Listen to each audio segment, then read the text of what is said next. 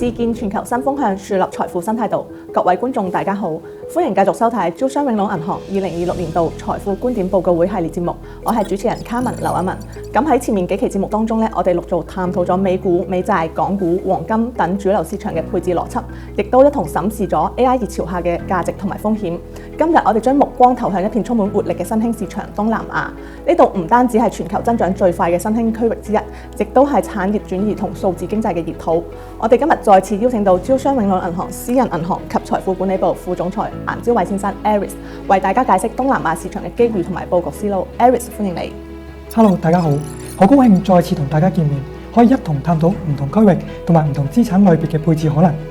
Aris 啊，咁呢2年咧，我哋發覺投資者喺進行環球資產配置嘅時候咧，越嚟越多客戶係關注到東南亞呢一片充滿活力嘅土地。呢度係全球增長最快嘅新興市場，有年輕同埋龐大嘅人口基數啦，咁都係數字經濟同埋產業轉移嘅熱土。咁今日你可唔可以同我哋傾一下東南亞市場嘅投資機會呢？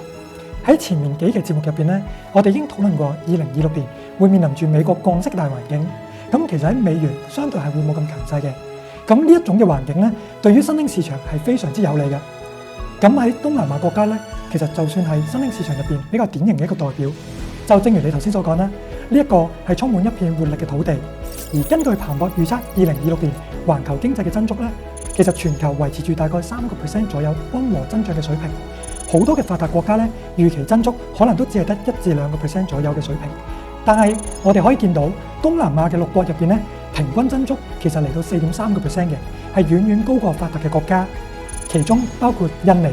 馬來西亞、菲律賓同越南等等啦，其實增長嘅情況咧都係非常之樂觀嘅。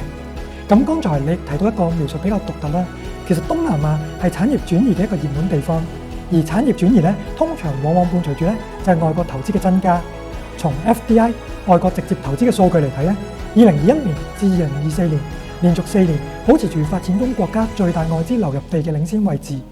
而2024年東盟外資吸引力亦都展現出非凡嘅韌性。喺全球 FDI 同比下滑11%，連續第2年負增長嘅背景之下咧，其實東盟嘅 FDI 逆市增長8.5%，總規模達到2260億美金，亦都係成為咗全球排名第1外資直接投資嘅目的地。咁而今年以嚟咧，其實東南亞內在嘅投資環境亦都係比較好嘅。一方面咧，我哋可以發現到東南亞嘅基準利率其實同美國嘅利率走勢咧維持住比較高嘅關聯性。2021年至2024年美元加息嘅期間咧，其實東南亞地區同步都係進行一個加息嘅。而2024年下半年咧，美元進入一個降息嘅週期，東南亞及相關嘅6個國家咧，其實政策利率亦都係一個明顯嘅下調，貨幣寬鬆嘅趨勢有望喺2026年會延續。而基準利率嘅下調咧，亦都為企業融資成本嘅下降創造咗一定有利嘅條件。對於譬如話房地產、建築業、數據中心、汽車及零部件等等嘅重資產融資敏感型嘅行業咧，亦都係利好嘅。咁而另一方面咧，其實中美貿易摩擦一定程度上面，亦都係令到東南亞坐收漁翁之利。喺東南亞對住美國出口嘅商品咧，主要都係以勞工密集型為主，並唔係美國製造業回流嘅一啲重點產業，所以咧並冇被美國徵收過高嘅關稅。而數據亦都係顯示，2025年嘅8月，東盟國家對美平均嘅有效關稅咧係比中國低咗31%，有住明顯嘅優勢，利好出口。咁當然啦，新興市場雖然話充滿住機遇，但往往咧都係伴隨住比較高嘅一個波動嘅。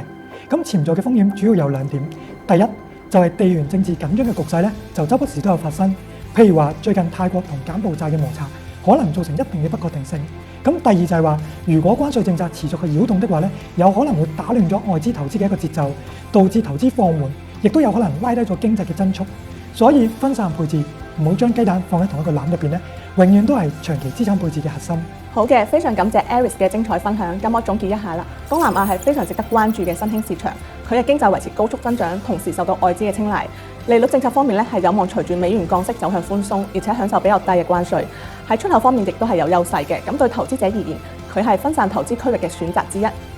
大家如果對2026年東南亞投資策略仲有疑問，或者想知道自己嘅資產應該點樣搭配，我哋招商永隆銀行嘅資產配置顧問會幫大家一一解答。感謝大家收睇本期內容，下一期我哋將回歸本地視角，為大家解釋香港作為國際金融中心嘅獨特價值，敬請大家期待。招商永隆銀行 Tree 資產配置服務體系，專業守護財富，感謝收睇，我哋下期再會，拜拜。拜拜。